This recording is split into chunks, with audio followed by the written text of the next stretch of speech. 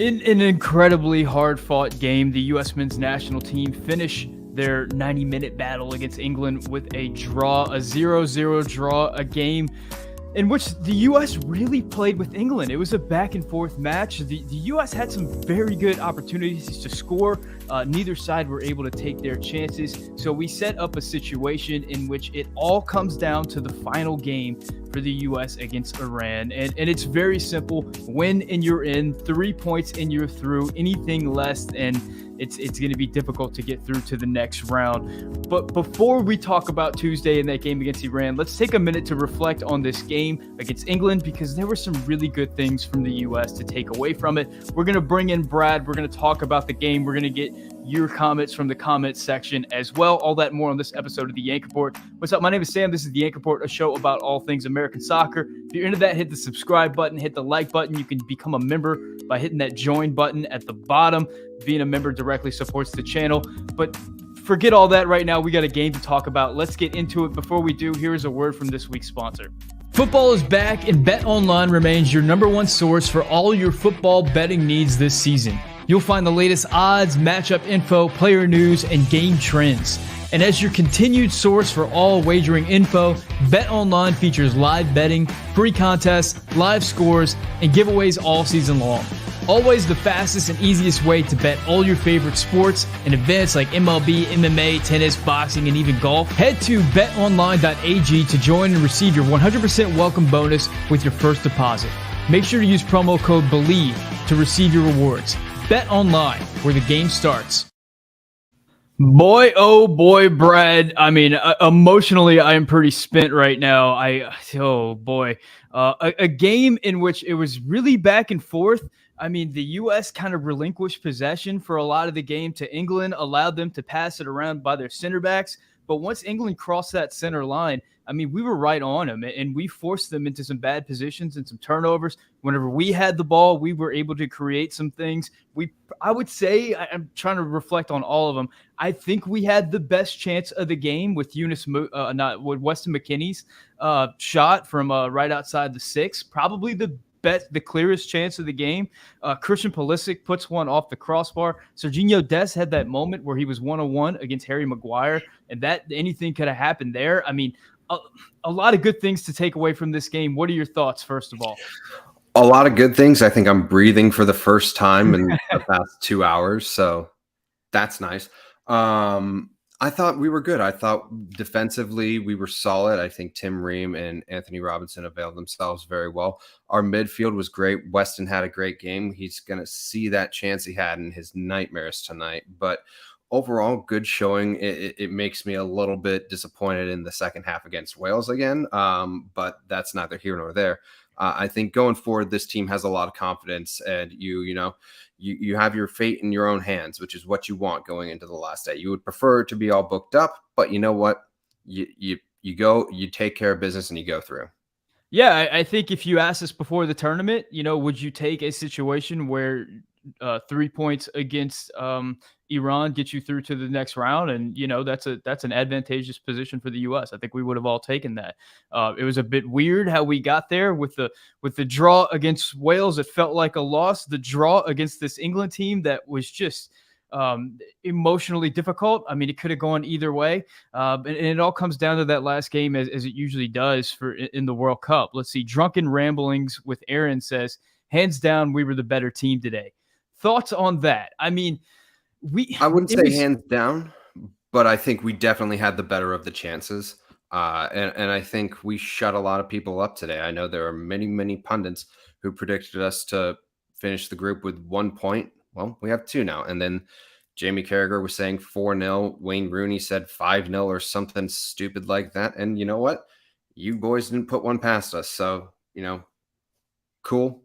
Great. We move on. Let's focus on Iran. But very, very pleased with how they availed themselves today. Yeah, Felix Santos says we played well, full 90-minute game, needed to be more clinical in front of goal again. Yeah, we've heard that song before. Absolutely. I mean, the U.S. we came out really well. I really liked the way that it seemed like Serginho Dest was dropping into that back line, creating that 3-2-5 shape. that we've seen in the past. And when we were doing that, we were able to break through England's press pretty easily. Yeah. England were kind of playing us pretty high, but we were getting out of it no problem. Even whenever they were attacking Walker Zimmerman up until the very end of the game, which is becoming Walker's calling card in this World Cup for whatever reason. Walker made really good decisions with the ball. And whenever we broke through that English press, whenever we had the ball and we broke through to that next layer, and like either Weston McKennie or Yunus Musa or Christian Pulisic had the ball charging at that English back line, we were really dangerous. We got in some really good positions. We created some really nice things in this game. It felt like the breakthrough it felt like we were closer to scoring than England were for a while. We had that sequence where we just had corner kick after corner kick after corner kick. And boy, oh boy, I mean, we had that one where Weston McKennie got on Harry Maguire and the ball just floated to the back post harmlessly. Oh man, and you just felt like if somebody was making that run, it would have been great. But the 1-2, because we had like 4 in a row. The 1-2 corner kicks prior just goes off Harry Maguire's head when Walker Zimmerman was right there back post, just waiting for it. Definitely thought we could find the back of the net on at least one of those, but you know what?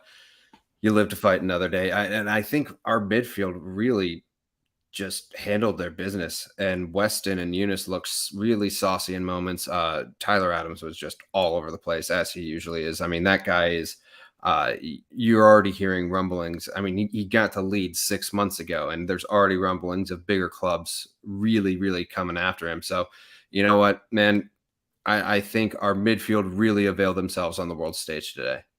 Yeah, I agree, and we're gonna get into the player by player breakdown in a second. Let's go into it right now. I mean, let's start with Matt Turner in goal. Not a whole lot to do. He did have to stop one shot from Mason Mount. It's a shot I think a lot of keepers save, but it's also a shot that periodically goes in. He came up big in that big moment, I think, and I think he did pretty well with the ball at his feet as well. Yeah, he was definitely feeling himself. That's what a few months over there in North London will do for Arsenal. Yeah, he came out and was trying to build up an attack towards the end there, and that was like, okay, Matt, you're feeling it. But handled his business, did what he had to do. Very solid performance from Matt Turner.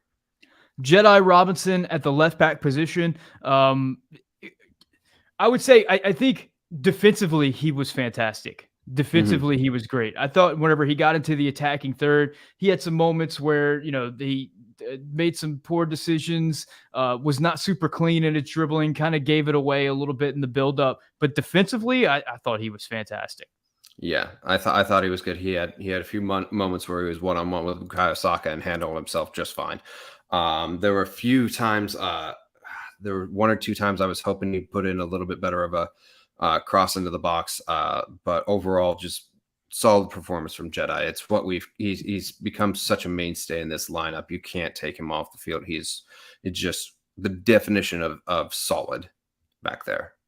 I think you can say the exact same thing about Tim Ream at this point. I mean, came into the tournament as a player that was hopeful to make the lineup, gets inserted as the starting center back, and in game one had a phenomenal game one, follows that up with a phenomenal game against England.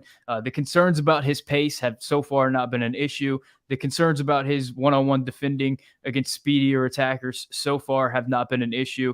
And he's just brought this team so much stability and security with his ability to break lines with his passing and just be secure on the ball and make great decisions back there. Yeah, no, absolutely. He thank God that he is having the career resurgence that we've seen from him this year. I mean, good on him. He's a guy that has been out of the fold in and out, but never really never gave up. And just his club form is so good right now. And he wasn't phased at all today. I mean, and why should he be? He's playing for a Premier League team, captaining them, and they're holding their own. They're doing very well. Why should he be nervous? And yeah, we're really lucky that he is in the form that he is in, because I agree with Dakota here. I think he is the player of the tournament for us so far. Let's move on to his center back partner, Walker Zimmerman. I see someone said he was abysmal. I don't know if I would say he was abysmal. I think he made a really bad pass at the end of the game that's going to stick in a lot of people's memories. I Mhm, think aside from that, he was pretty solid. I believe Stu Holden called out that England was definitely pressing Walker Zimmerman. mhm. And I don't think he tried to do too much really with his passing. I thought he stayed within himself. I felt like the center back partnership has been pretty good. If he could stop making one terrible mistake a game, that would be fantastic. But I don't know. Thoughts on Walker Zimmerman? Yeah, we gave Mark McKenzie so much crap for making that one mistake per game, but it seems like that bug has been passed on to Walker. But no, he made one bad mistake. Fortunately, we were able to put out the fire that it led to. Um, but overall, run of the mill average game for Walker Zimmerman. How Didn't about Serginho Dest? Serginho Dest has been a little bit of a mixed bag as well. I mean, England had some joy running at Serginho Dest. They got by him a few times. Whenever he was in the attack, he had that one moment where he attacked Harry Maguire in the box. It could have also been a moment where he perhaps could have slipped in somebody else. He seems to be that wild card player for the U.S. In this tournament. You're not really sure what you're going to get from him, but he's so damn talented that you have to have him in the game. Thoughts on Serginho Dest? Yeah, you really do kind of live and die with him a little bit. He's so immensely talented. His skill on the ball is not quite world class, but it's really really good. He I don't know, but they really did pick on him a little bit. You didn't see Bukayo Saka having the same joy that God who was on the wing for It was Sterling, and then Grealish came on later. yeah. So Sterling had a little more joy against and so did Luke Shaw at some points. But then again, he was pretty good in a lot of the buildup. I definitely think he should have fed through. I think it was Tim Weah on that one. He decided to shoot and didn't really get that great of a shot off. But no, I think it's so weird. He has these little moments where I think he just kind of gets in his own world and is like, I can take on anyone. And yes, on your day you can, but sometimes there's a smarter play to be made. Yeah, I think that's sort of what you're going to get from Serginho is you know, once out of 30, once out of 50, once out of 100, it's going to be that strike that he hit against Costa Rica. But I think you're going to get a lot of kind of bonehead decisions in the final third from him, where he either calls his own number or he just, I don't know, kind of weird things. He had an opportunity to hit some deliveries into the box as well. He's phenomenal. There is not a player better than him in the back line at the buildup. Whenever the ball is in the neutral third, he is absolutely top class in that. There was a few moments early in the game where the U.S. was still trying to figure out how to solve England's press, where Serginho took on a man and just beat him and got into the midfield. And you have to start him for sure. I mean, he's that type of player. But still, his decision making in the final third, his defending is a bit worrying at times. I will say, if we can talk about his backup right now, Shaq Moore came in the game. I've kind of been trumpeting Shaq Moore as one of my favorites and happy to see him in the lineup. He did not look good at all. I felt like every touch he had was pretty terrible. And it's one of those things where you're wondering at this point, like, does Greg Berhalter, is he ever going to turn to Scally in this He situation? must Could hate Scally have Joe been better? Scally because there were moments there from Shaq Moore that he should have played balls quicker. His first touch was heavy. I really don't know what's going on in Greg's mind right now when you have a guy who is proven to have done really good things and isn't just a solid backup. He's a solid player in Joe Scally. I don't know why we're turning to Shaq Moore in that point in time. It wasn't very good for him. Tyler Adams, another man of the match type performance. I think Yeah. everybody will remember that 30-yard run that he had to get back and stop an England counter after a rough turnover. That was one of the moments that stick in the memory. But I think throughout the game, I mean, but the issues with Tyler Adams has always been how he is in distribution. Is he going to offer you the line breaking passes? And he hasn't been poor in distribution. I don't think he's been within himself. He hasn't trying to be too complicated, but when it comes to the defensive side of the ball, he just brings so much to this team. It's another great performance from Tyler Adams. He really has come on since that move to Leeds. He was in and out of the squad at Leipzig, and once he's kind of paired back up with Jesse Marsch there, he's at Leeds. He's really come on strong, and we really should be grateful to that for the national team.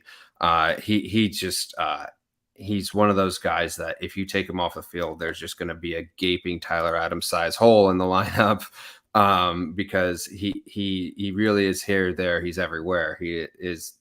There's only one Tyler Adams, and he is the heartbeat of this team without a doubt. It's going to be interesting to see what happens with Tyler Adams after this tournament, because as you alluded to before, he's already getting headlines about potentially moving to bigger clubs. I mean, he arrived at Leeds and has just been a mainstay from day one in that team, and he's brought so much. And then for this performance that he put on today against the English national team, the performance that he had against Wales, there's got to be some buzz going about Tyler Adams potentially moving to bigger squads. There is buzz. Manchester United's one of them. Arsenal's another. But if you follow Leeds United on Twitter, every time they post a picture of him, there are a million comments. All of them are positive. You are hard pressed to find a comment section on the internet that is unanimously positive. Whenever Leeds United posts a picture of Tyler Adams, it is future Leeds captain. What a player. Got that dog in him. It's going to be interesting to see where his career moves, because it seems like he has found a home there in Leeds. But if United come calling, if Arsenal come calling, it might be hard to say no. Absolutely, yeah. I mean, that's the thing. If somebody's giving you a whole lot of money, it's hard to turn that down, especially for a team like Leeds that's going to always be looking to probably stay in the Premiership. If you're getting a bunch of money, we saw it last season with them, with a bunch of big-time players leaving. We could see it again. Let's move up to a performance that, man, I was impressed with this guy. I mean, a player that I was questioning coming into to this game to start injured and put on the performance that he had. Let me get Rando Calrissian's donation first. He says, what is it with you dudes and Scally? Shaq played D. I don't know, Rando. I don't know. He had some really rough moments in possession, and he gave up a foul at the end of the game that was really bad. He just looked like he was not ready for the moment whenever he came on. And that's coming from Sam. When my head was exploding on roster drop day when Shaq Moore was added, Sam went, hey, I'm actually excited about him. Yeah, I'm a Shaq Moore fan. I thought he deserved to be on this roster, and I've kind of been cheering for him all the way through. And this performance today was not very good. Yeah. Okay, so Weston McKennie had a hell of a game. Hell of a game. I mean, last time we saw Weston McKennie, he was limping off the field. He was removing some padding. He was rubbing his groin area. It seemed like no chance this dude starts. And if he does, is he going to be able to even link passes together? He came on the field and had one of those quintessential physically, emotionally dominant performances, the type of performance where he was everywhere. He created some things in the final third. He got on the end of the U.S.'s best chance. What can you say about Weston McKennie? I mean, the dude is a character. I mean, I will never forget him using a photographer's bib to wipe his hands off before a throw. And I mean, he's Weston. And that's when he's at his best, is when he's being himself. And we saw it today. The dude's got the sauce. I mean, he is great on the ball. He was great. He was great in the buildup today. Usually when you think of Weston, he's really good in the final third, but in the buildup today, he really did a good job, and he was in a space. He's going to see that chance in his nightmares if the U.S. don't go through, because that was a golden opportunity right there. Yeah, I think it was the best chance of the game. I might be, forgetting an English chance or two. I mean, Harry Kane had that header right at the end of the game. I don't know if that was as good of a chance as Weston's. Seemed like a great opportunity there right from the 6, but it was a good opportunity, but Tim Ream was in pretty good position to where Harry Kane couldn't really get his head around to deflect That's a difficult header to get on frame for sure. Yeah. I mean, they're both difficult chances, but I thought Weston had the better one. Dakota Young said, hell of a game by Weston. I was disappointed when he was taken off, but it made sense why. that looked like the old West End in Germany. I mean, it looked like the West The End rest of it, that we've Juve. seen. Yeah, I mean, Mhm. we've seen this West End a few times. It's just he's been so hampered by injury. He clearly has an injury right now, but he just rose to the occasion for this one. Absolutely phenomenal from Weston McKennie. Let's go to Yunus Musa, who, Mhm. I mean, the MMA midfield came to play today. I felt Yeah. like Yunus Musa had he had some of those moments where he just attacked the English, bringing from the ball from the defense to the attack. You saw him often squirting out as that de facto left back in the U.S.'s system, where he kind of was able to be that player that broke the pressure whenever England was pressing our back line. And he made a ton of smart decisions. He combined well. He ran really well. I mean, he was defensively, he was all over the English, just really making it really difficult for the English to play through our midfield. And then once he got in the final third, you saw some combination from him there as well. What can you say about Yunus Musa in this game? I thought he was great. I thought he made some really smart decisions as well. During the broadcast, they were talking about how Southgate earlier in the week was lamenting the fact that they lost out on Yunus Musa to the U.S. I mean, they did sleep on him. He was there. He was in their youth camps. But that MMA midfield just really rose to the challenge and availed themselves that they are not a midfield to be slept on. They are not a second-rate midfield. They can go toe-to-toe with anybody on their day. Absolutely. Yeah, I think we knew that coming in, but it's always one of those things where you know it in theory, but what happens whenever it actually gets out there on the field? And whenever you think about the names that these guys were playing against, Yeah. Declan Rice, who is one of the most valuable midfielders in the world if you look at transfer market, and maybe that's some English home cooking or not, but be that as it may, he is a starting midfielder on the English national team at the World Cup. And Jude Bellingham, who is ballyhooed as one of the great young players in the world, a player Didn't that hear is a peep from him also today. you didn't see, they kept Declan Rice from getting the ball. That was their strategy going into this game. Deny the ball to Declan Rice. I think you saw that early on. And then Jude Yeah. Bellingham was just ineffective. I mean, I believe he had one moment where he was able to get free on the touchline and play a pass back. But outside of that, I mean, in the game against Iran, Jude Bellingham looked like one of the best players on the English national team. In this Yeah. game against the USA, you didn't see him. No, not at all. And that Iran game, I said on this post game stream, he added a couple zeros to that transfer fee, and I don't think that's going anywhere. It's really not. But it's a testament. I think that's more of a testament to our guys really not giving him any space to breathe and create and do the things that we saw him do against Iran, that we see him do for Dortmund. So I think that's really a testament to our midfield rather than a knock on Jude Bellingham. Mark Baker with a $5 donation says, glad to see Gio get on the field. I feel like it was to see his fitness level. I mean, I was hoping to see Gio for a long time there in the second half. We don't get to see him till like 10 minutes left in the game. He doesn't have much opportunity to really put any type of impact on this game. So that's frustrating. Still unclear about Gio's fitness level. I mean, you're hearing from different sources at this point. I've heard from some sources that are fairly trusted that he came into this tournament with a knock and we shouldn't expect too much from him. And then I've heard from other inside sources that he's good to go. So I don't really know what to say about Gio at the moment. Rando Calrissian with a $1.99 donation says, Grealish would have chopped Scally up on that right side. Maybe. I don't know. I mean, he certainly had his way with Shaq Moore and Serginho Dest, I think. He was one of the English players that I think whenever he came on the field, he changed it up a little bit for them.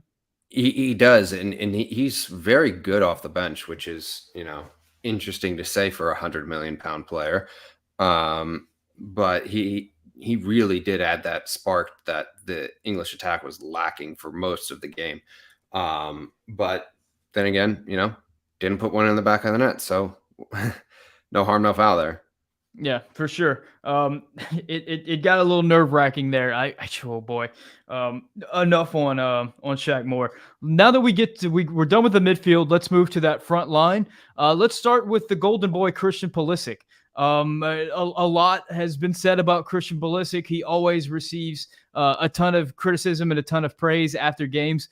I thought this was a hell of an effort from Christian Pulisic. I mean, he was dangerous. And that moment where he hit that shot from his left foot that hit off the crossbar, if that hits the back of the net, then my goodness, what a moment for Christian Pulisic. I If thought he that was hit, dangerous every time he touched the ball. I thought he played with a ton of heart. You got to consider that he just played, what was it, like 110 minutes against Wales a few days ago in a very physical and hard fought game. And then he gives us another about 100 minutes in total against England. I mean, what can you say about Christian Pulisic? I mean, if that ball hits the back of the net, Twitter would have broken. That would have just been unbelievable. But no, very, very solid from Christian Pulisic. I think this was one that his legs would have had to have fallen off against Wales to keep him out of this game. He wanted this game so bad, and he offered a lot of quality going forward. It just that final ball just wasn't there today, and that's just a shame because he was so good in the buildup and very, very dangerous in transition. There were a lot of moments that I was really surprised how calm everybody was in transition. We've seen sometimes, especially against Japan, where the first touch is a little heavy and you can't get out as fast as you want to. But today, everybody was calm on the ball. Everybody was good. Yeah, absolutely. And you see what the effect of having all those players on the field does. Whenever you have Christian Pulisic, whenever you have Yunus Musa, Tim Ream had a big hand in that. Mhm. A healthy or healthy-ish Weston McKennie, really just Tim Weah, who we're going to get to in a second, just really brings so much to this squad. Let's see. David donates 4.99. He says we need to do a better. We need to do a better on the final touch in front of goal. Even if we go to the quarterfinals, we have to get an experienced manager after the cup. I mean, I guess scoring in the final third is difficult, man. It's a difficult thing to do. You see players miss chances all the time. So hopefully the scoring gods are on our side. What you have to do is just create a ton of chances. The more chances you create, the more likelihood you're going to score a goal. The U.S. does have a weakness at striker. I mean, that's a reality. That we saw it again today. We haven't talked about Haji Wright. We're about to, but I think regardless if you're playing Haji Wright, if you're playing Josh Sargent, if you're playing Jesus Ferreira, even if Ricardo Pepe's in there, Jordan Pefok, I think striker is going to be a weakness on this squad. So scoring goals, having a striker that's going to create chances, having a striker that's going to put the defense in a tough position. It's just not something that we're going to have throughout this tournament. So we got to find goals elsewhere. And now let's lead into that. Let's talk about Haji Wright. Your thoughts on his performance? I think Haji Wright was in the game because Berhalter was expecting a lot of transition moments and to really use his speed. You know, a commenter said before the game that Haji's not really a player that's going to go out and win a lot of balls in the air. I think we saw that in this game. He's not really a set piece threat or anything like that. He didn't offer a lot with the ball at his feet. He did have a lot of energy, and he did run around for that press for his entire shift. So what were your thoughts on Haji? Definitely put in a good shift. He was he was, a high energy guy. Didn't really get himself into too many dangerous spots. It was interesting to see them come out in the formation that they did, and we're going to talk about this guy next. But it was for a while there a bit of a two-striker system with him and Tim Weah. So I thought that was interesting. But then again, I mean, when it got in and around the box, we didn't hear his name that much, which was a bit of a shame. I mean, and especially with those the million set piece chances we had, and he was nowhere to be found. So that for me, I'm a little disappointed there. Yeah, and it's hard for me to really crush the strikers. You know, like Josh Sargent had an okay game against Wales, aside from the big moment on the setting up the goal play, which it was a quick 1-2 thing from him. You didn't get a lot of that stuff outside of that. Haji Wright this game, you didn't get a lot of stuff from him. It's just a weak spot. It's just a weak position group that we have. We thought that center back was going to be a weak position group as well. Tim Ream came in and it just really filled that gap for the U.S. So defensively, the U.S. has been strong throughout this tournament. But yeah, the striker still continues to be an issue. We're still not getting a lot of goals. I don't know how we fix that anytime soon. We'll see. Some people are calling for Ferreira to start against Iran. I think that's something we might see. So Shoot, maybe we give him a see. go. Why not Yeah, give each one of them a game? yeah, I don't see any reason to not start him, and I don't see any reason to start any of the other guys. I don't know. I think we'll have a little bit more possession against Iran, and perhaps Yeah. Pereira's ability to combine will give us a little something there. We haven't talked about Tim Weah yet.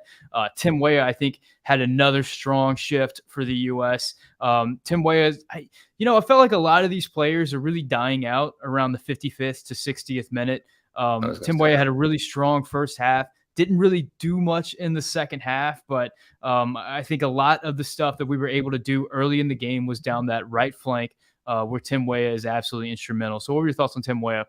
You hit the nail on the head there. He was very good, very creative in the first half, but we forget that he is still coming off an injury. He's not completely 90 minutes fit, even though we have been playing him 90 minutes.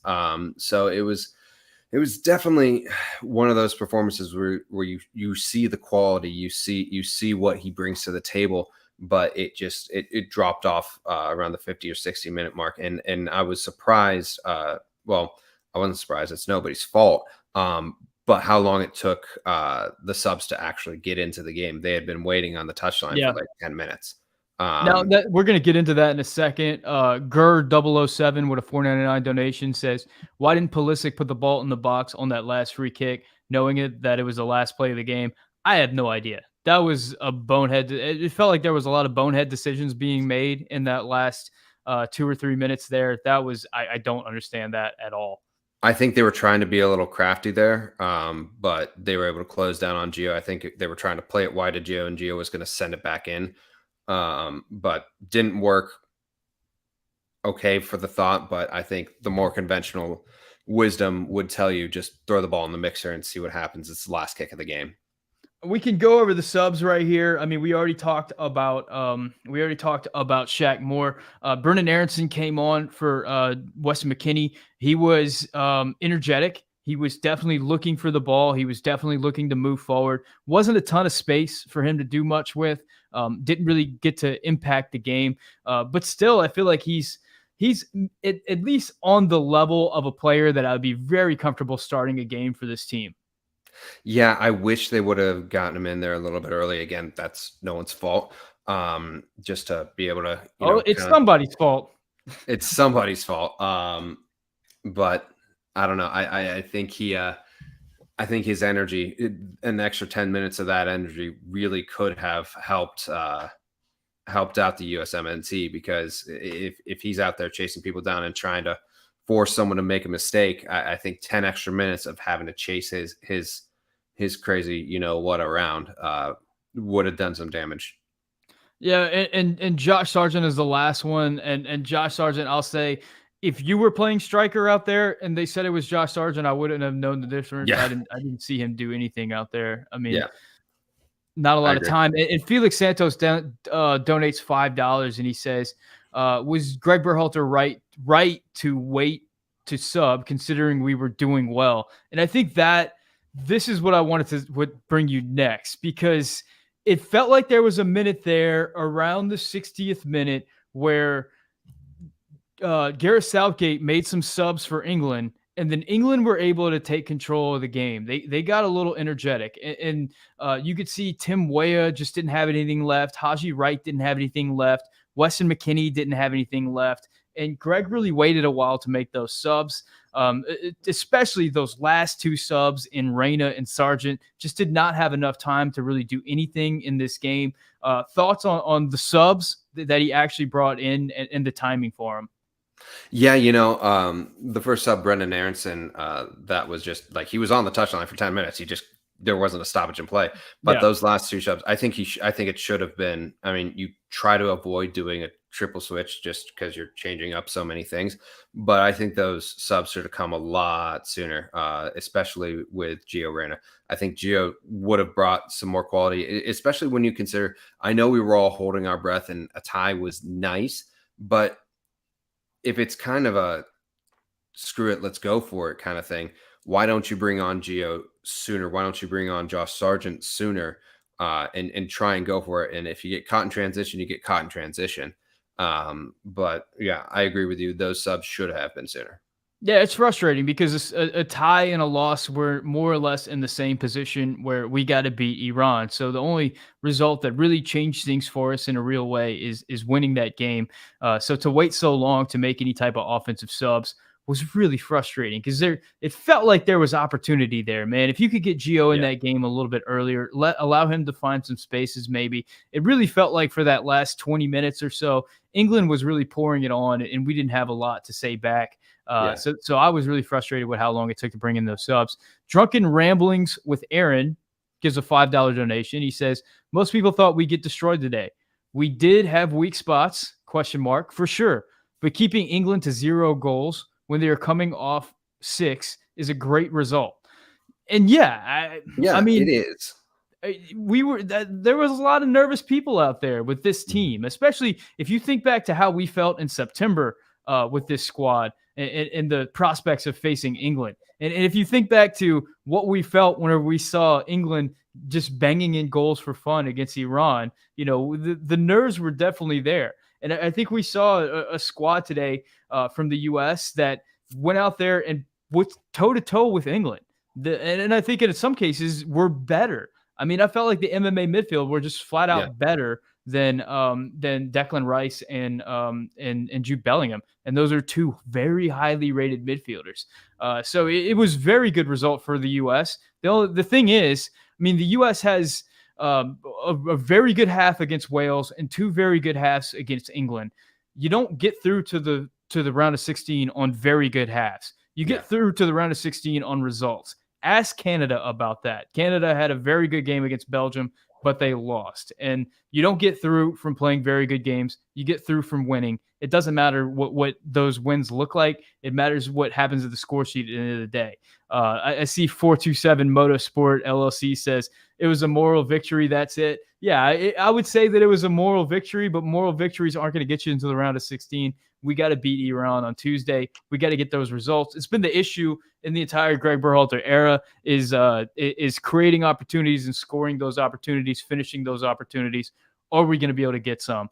Greg T donates $4.99. He says, on subs, to be a little fair, they were much earlier, but there was no stoppage. And that's true. In a lot of these games in the World Cup, we've been seeing like 10 minutes of stoppage time, stuff like that. In this game, we didn't really see much stoppage time, which was great because it made for a great watching experience. There was a lot of flow. There wasn't injuries or anything like that. It just kept going. But like you said, the subs didn't really get an opportunity to have an impact on this game. So it's a bit frustrating. Yeah. One of the things you said there is not a lot of injuries, and I think that's great, and also not a lot of yellow cards either. So no one's going to miss the next game. That's massive, massive, massive. No one's going to miss the next game, and that was a big concern coming in, especially whenever you're in a situation where it is a winner-go-home situation. I mean, we've got to beat Iran. I think we have the squad to do it for sure, but it's certainly going to help that we have our whole squad there. Weston McKennie was a yellow card concern. Tim Ream was a yellow card concern. Serginho Dest was a yellow card concern. Anybody else? Nope, that was it. Costa got one, but Yeah. yeah. Yeah, so we had a bunch of guys on yellow cards, and we were able to get out of that unscathed. So, yeah, it's going to come down to Tuesday, and it's going to be about handle your business. Ooh, all right. Go ahead. I was just agreeing with you. Absolutely, man. Okay, so as we kind of come down from this game, it's about turning your attention to Iran. So we've seen 2 games from Iran. Actually, I saw one. You woke up very early this morning like a madman and actually watched the second game between Iran and Wales. What are your thoughts initially for the U.S. against this Iran team? How are we going to get a result down there? Not a result, a win. Watching that Wales-Iran game, it was bizarre to me. Neither team wanted the ball. They both wanted to play in transition, so it was kind of weird watching it. No team really sustained possession until about the last half hour of the game, where Iran started piling it on a little bit, and then the red card was really the doom of Wales. It was a absolutely reckless, complete I can't believe they even had to go to VAR to check it. It was a bad challenge. I think they're a beatable side. I think we need to unlock. They're going to be sitting in a low block, so we're going to have to unlock it somehow. And if we get into a situation like we did today, where it's a tie game going in late, you got to get those subs in earlier, and you got to throw absolutely everything you can, because there is no tomorrow with this game. It's going to be exciting. I mean, is this the game for Jesus Ferreira? Is this the game for Gio Reyna? Some of the players who were a little bit better at unlocking opposition. Is that what we're going to see? Possibly. I definitely could see Ferreira with his off the ball movement making a big impact. And one of the things I was looking for Gio Reyna when he came in was his set piece delivery. But to be fair, Christian's set piece delivery was pretty good today. Yeah, it certainly was. It definitely was an improvement from the Wales game. But I don't know. Does Gio start? I think he definitely has to get more than the small cameo than he had today. Same with Brendan Aronson. I see S27 donates $1.99. He says Iran doesn't necessarily play a low block. I mean, the game that I saw against them in England, I mean, they were absolutely under siege for 90 minutes.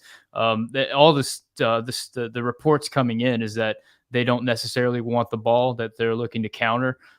So, I mean, one low block to one person might not be the same low block to another, but I don't expect them to come out and high press us or anything like that. Nothing like that. Yeah, especially considering the situation where Iran, where we need to beat Iran, where a tie will get them through. So I'd expect them to be as conservative as they've ever been for this game on Tuesday, which will make for some exciting soccer, because the U.S. is going to have just the ball for an extended period of time, and it's going to be about what can we create. Are we going to be able to unlock their back line and put some balls in the back of the net, something we haven't really been able to do reliably over the past 2 years. Yeah. I one of the things that does worry me about them is them hitting on the counter. I mean, Taremi is a great player. He's been banging in goals for fun at Porto, usually playing in transition. But I think I think they can do it. I definitely think if we get our creative players on the ball, and I think this might be, and you and I talked about this 2 weeks ago when we did our lineups. I think this is the Jesus Ferreira game. I think this is because of his off the ball movement. I think that really could be dangerous for the U.S. And Ferreira's been a conspicuous absence in this for this U.S. men's national team in the first few games. I mean, whenever the lineups or the roster was announced and it showed that he got the number 9, a lot of people were thinking, especially considering the amount of time that he got playing striker coming into this tournament, that he would get the bulk of these games. So far, we haven't seen him. He hasn't even been a sub. And that's odd, considering we've seen guys like Shaq Moore and DeAndre Yedlin, Kellen Acosta, Jordan Morris, guys we weren't exactly expecting to see a lot of time.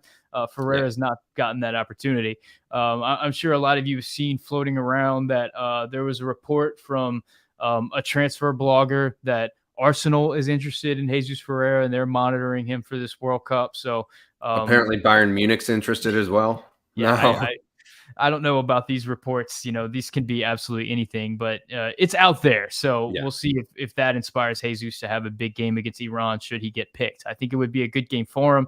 We haven't gotten a lot out of the striker position, especially in combination play and balls to feet. He's probably the best of the 3 strikers at that type of thing. So we'll see. And chat, don't get mad at me here. I'm in no way comparing him to Harry Kane here, but he plays similar to Harry Kane. And that really helped open things up for England, and they banged 6 past him. If they can bang 6 past him, I'm fairly confident we can get a few for ourselves. Yeah, he plays stylistically sort of similar to Harry Kane, but without the giant frame and strength that Harry Kane has, where he could just hold off Tyler Adams like he's just a little child. That was so impressive. 427 Motorsport says, last time Iran played USA, Iran knocked USA out of the World Cup, and that's 98. A sad memory to bring up. We don't have to think about that. That was don't bring us down, man. That was in 1998, right? Yes. Yeah. That was a rough tournament. That was a rough tournament for the U.S. So far, this has not been a rough tournament for the U.S. So far. No, it's been fairly solid. There's a great Alexi Lalas quote from before the 98 World Cup, where he said, in 1990, we showed we could make it there. In 94, we showed we belong there. And in 98, we're going to show them we can win it. That did not happen. Spoiler alert. Yeah, spoiler alert. Grr 007 says, what needs to change to get the result we need against Iran? Who do you play at striker? For me, it's Jesus Ferreira, I think. Yep. For me, we're expecting to have the ball the majority of time. I don't think that they're going to be hurting us whenever we're in our build up. I think they're going to give us plenty of space to build up, so we don't have to worry as much about the hold up game necessarily. We don't have to worry as much about the transition game. So I think Jesus is going to be that player that drops in and combines, creates overloads on each side, and hopefully gets on the end of something, because he's absolutely due in a U.S. men's national team jersey. Maybe this is his moment. Maybe this is the Jesus Ferreira coming out party. Let's see. Well, outside of Jesus Ferreira, what do you think about that front line? Like, I'm assuming that Christian Pulisic goes again. Based on this 10 minutes that we saw from Gio Reyna, that doesn't inspire me with confidence that he'll be good to go to start on Tuesday. What are your thoughts on the front line? Do we run the same two wingers? I think you run the same two wingers, and I think Greg has to know that Gio's got to come on sooner. If he is fit, he has to be on at the 50, 60th minute mark, because Tim Weah is also coming off an injury that's kept him out of bulk of the season, and he can't go 3 games in a row that deep into the game. Yeah, I mean, it's frustrating not being able to see Gio Reyna impact these games. He is phenomenal. He might be our best player on the squad right now. I mean, whenever he is has the ball at his feet, he can do some special things. And it's frustrating considering some of the offensive struggles for this squad in the first 2 games, as well as the way that after about the 60th minute, I mean, the team has just looked so damn tired.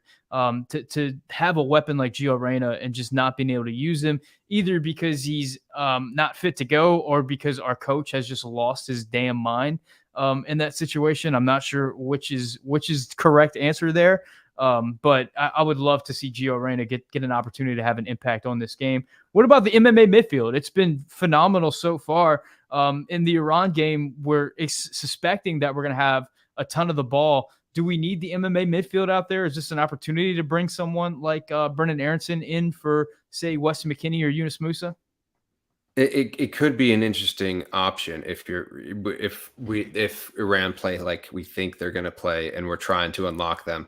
I think Brendan Aronson could really be that creative high presser to really get after that that low or mid block, as some people are calling it.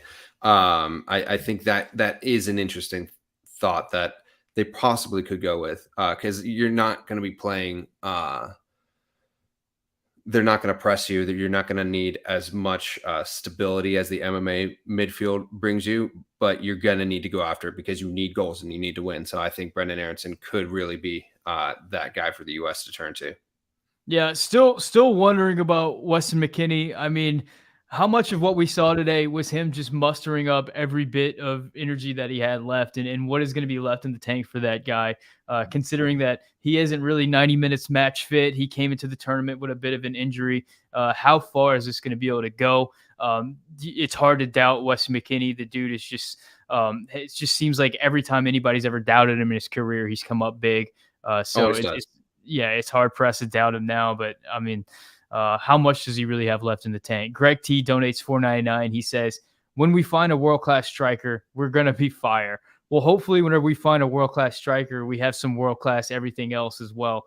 That would be great. It wouldn't want to be in a situation like Poland where you have Lewandowski, but then not a lot behind him. The ball. Yeah. You know, Norway has a pretty good striker, but they're not in the World Cup right now. So exactly. One player does not a team make. What you want to do is have a really cohesive bunch. I was been interested watching Spain had that great game in their first game. I believe they played Marco Asensio as striker.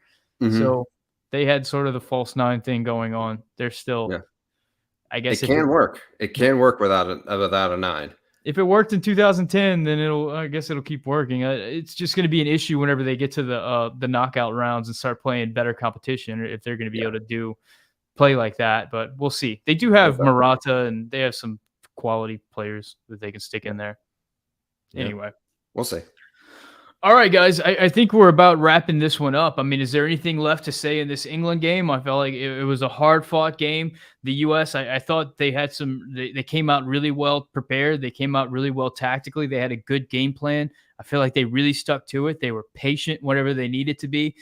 They didn't look frazzled or anything like that by this English team. I didn't think that they were intimidated by a single English player. They all brought it. And in fact, it was the opposite of intimidated. I mean, they were confident. They went Mhm. at guys. They didn't matter who these guys were. They went right after them. And it was just a performance that you got to come away really impressed with this squad from, and really excited about what can happen Tuesday. Absolutely. And you know what? There are shades of 2010 brimming from this current group. You could see that Sports Center moment from this Iran game. So be tuned in. The best thing to take from this game is you hung with one of the best teams in the world with a bunch of big names, and you didn't back down. And also, everybody came out healthy, and no one's on yellow card suspension. So good to go. Go handle your business on Tuesday afternoon. You make that point, and that's like the one thing from this game that we didn't get that I wish we got is that Sports Center moment, that replay that's going to be played around the country that everybody's going to be rallying around. I know a lot of people around the country watched this game today. Hopefully they came away from it just really impressed with the team, and they're going to be carrying it with them all through the tournament because these boys, I mean, they absolutely deserve the support. I mean, they've just been really phenomenal in this tournament. So we'll see what happens Tuesday. We're going to be right here for that game Tuesday. Guys, thank you so much for the comments and the donations and everything else. Really appreciate you guys riding with us all through. Make sure that you hit a like button if you haven't done that yet so that more people find this video.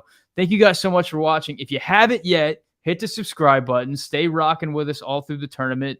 It's going to be the Yank Report ain't going anywhere after the tournament either. We'll be right here talking about the Yanks abroad and talking about 2026. Let's go. It's not too early to talk about it, right? Absolutely. Absolutely. The one thing we wanted from this team is make us believe for 2026, and they have done that. So give us a little bit more and get everybody really whipped up into a frenzy because it's going to be a short 3.5 years until the next one.